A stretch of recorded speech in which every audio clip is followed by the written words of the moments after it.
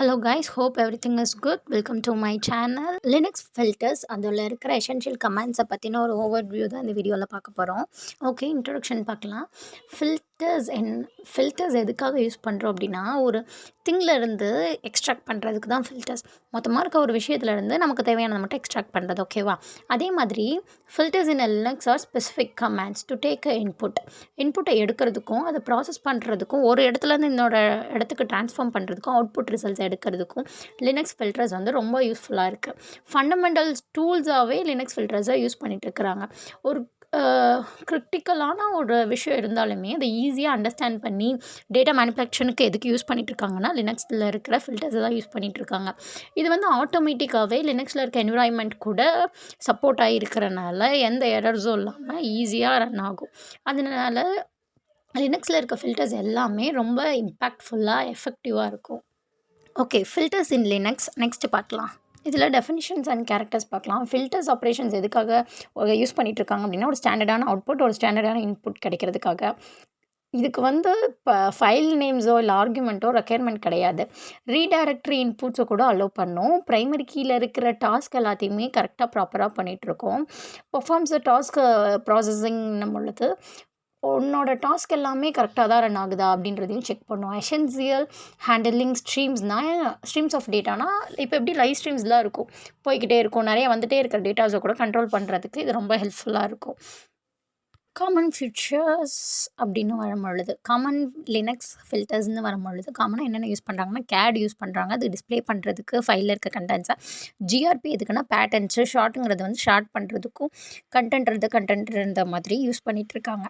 அது போக இதில் இருக்க எல்லா ரோல்ஸுமே டெக்ஸ்ட்டை வந்து ஸ்ட்ரிங் பண்ணுறதுக்காக தான் யூஸ் பண்ணிகிட்ருக்காங்க. எண்ட்லேருந்து ஸ்டார்டிங் வரைக்குமே ஃபைல்ஸில் இருக்க எல்லா வேர்ட்ஸை தனித்தனியாக கேட்டகரைஸ் பண்ணுறதுக்குமே யூஸ் பண்ணலாம். தனித்தனியாக போடணுன்னு அவசியம் இல்லை. ப்ராக்டிக்கல் எக்ஸாம்பிள் அப்படின்னு பார்த்தீங்கன்னா, ஃபில்டர்ஸை யூஸ் பண்ணி ஒரு பவர்ஃபுல் டேட்டா மேனிப்புலேஷனே பண்ணியிருக்காங்க. எக்ஸாம்பிளுக்கு இப்போ cat_file.txt அப்படின்னு கொடுத்தீங்கன்னா 2 ஃபைலை வந்து அட்டாச் பண்ணும். அனதர் காமன் எக்ஸாம்பிள்னு பார்த்தீங்கன்னா, இப்போ வந்து உங்களுக்கு ஒரு ரூட் நோட் கண்டுபிடிக்கணும்னா ஜிஆர்பின்னு கொடுத்தா ஆட்டோமேட்டிக்காக ரூட் நோட் கண்டுபிடிக்கும். அந்த மாதிரி ஃபில்டரில் இருக்க ப்ராசஸை ஈஸியாக ட்ரான்ஸ்ஃபார்ம் பண்ணுறதுக்கும் கமாண்ட் லைன் கொடுத்தே நீங்கள் அதில் யூஸ் பண்ணிக்கலாம். நெக்ஸ்ட்டு வந்து பிப்ஸ் அண்ட் லினக்ஸ் அப்படிங்கிறத பற்றி பார்க்கலாம். இதுவும் ஈஸி தான்.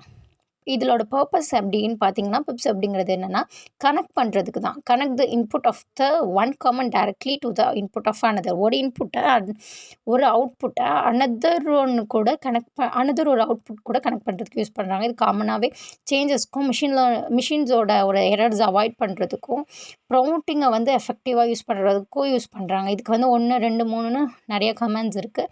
காம்ப்ளெக்ஸ் ஒர்க்கிங் ஃபாலோவர்ஸ் ஸ்ட்ரீம்ஸையும் யூஸ் பண்ணுறாங்க. மல்டிபிள் ப்ராசஸர் ஒரே டைமில் இதை யூஸ் பண்ணலாம். ஃபில்டர்ஸ் வந்து எப்படி இருக்குன்னா, ஒரு ஃபில்டர்ஸை கம்பைன் பண்ணும் பொழுது ஒரு ஃபில்டரில் இருக்க சர்வர் நெக்ஸ்ட் இன்புட் கூட போயிட்டு கனெக்ட் ஆகாமல் அவுட்புட்டும் கனெக்ட் ஆகுறது எப்படின்னா, creating a model first create ஆகும். அது ஃப்ளெக்சிபிளாக இருக்கும். அது வந்து ப்ராசஸ் ஆகுறதா பைப்ஸ் லைன்ஸ் கூட கனெக்ட் ஆகிருக்கான்னு பார்க்கும். இப்போ நீங்கள் cat_file.txt லினக்ஸ் அப்படின்னு கொடுக்கும்பொழுது ஆட்டோமேட்டிக்காக அது கனெக்ட் ஆகிருக்கா இல்லையான்னு ஃபஸ்ட்டு செக் பண்ணும். அதுக்கப்புறமா இதில் எத்தனை இருக்குது ஃபைல்ஸ் அப்படின்னு சொல்லி ஃபில்டர் பண்ணி தனித்தனியாக டாஸ்க்கெல்லாம் ஸ்பெசிஃபை பண்ணி எடுக்கும். அதுக்கப்புறம் தான் அதோட டாஸ்க் அது பண்ண ஆரம்பிக்கும். ஒரு விஷயம் கரெக்டானு பார்த்துட்டு தான் இது செக் பண்ணவே ஆரம்பிக்கும். இதோட அட்வான்டேஜ்னு பார்த்தீங்கன்னா, மாடல்ஸை தனித்தனியாக ஸ்ப்ளிட் பண்ணி யூஸ் பண்ணுறதுனால எந்த ஒரு ஸ்பேஸு அப்புறம் வந்து டிஸ்கில் இருக்கிற இன்கன்வீனியன்ட் இதெல்லாம் இருக்காது. ஈஸியாக சப்போர்ட் பண்ணும். ரியல் டைமில் நீங்கள் டெக்ஸ்ட்டை வச்சு மேனிப்புலேஷன் பண்ணுறீங்க அப்படின்னா, இல்லை வித்தவுட் டெம்பரவரி ஸ்டோரேஜ் இல்லாமல் பெர்மனன்ட் ஸ்டோரேஜ்க்கு இது நீங்கள் ஈஸியாக யூஸ் பண்ணலாம். ரொம்ப ஒர்க்ஃபுல்லாக இருக்கும்.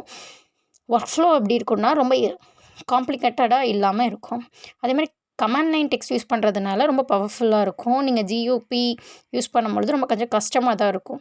அதை கம்பேர் பண்ணும்பொழுது இது எஃபெக்டிவ்லி மோர் எஃபிஷியன்ட் அண்டு எஃபெக்டிவாக இருக்கும். கன்க்ளூஷன் பார்க்கும்பொழுது ஃபில்டர்ஸ் அண்ட் பைப்ஸ் இது ரெண்டுமே ஃபண்டமெண்டல்ஸாக இருக்குது. கமாண்ட் லைன் யூஸ் பண்ணுறதுனால எஃபிஷியண்ட்டாக இருக்குது.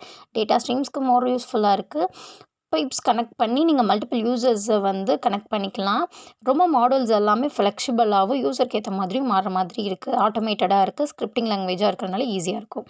தேங்க்யூ ஃபார் வாட்சிங். இன்னும் வீடியோஸ் வேணும்னா கண்டிப்பாக சப்போர்ட் பண்ணுங்கள். லைக் அண்ட் ஷேர் பண்ணுங்கள்.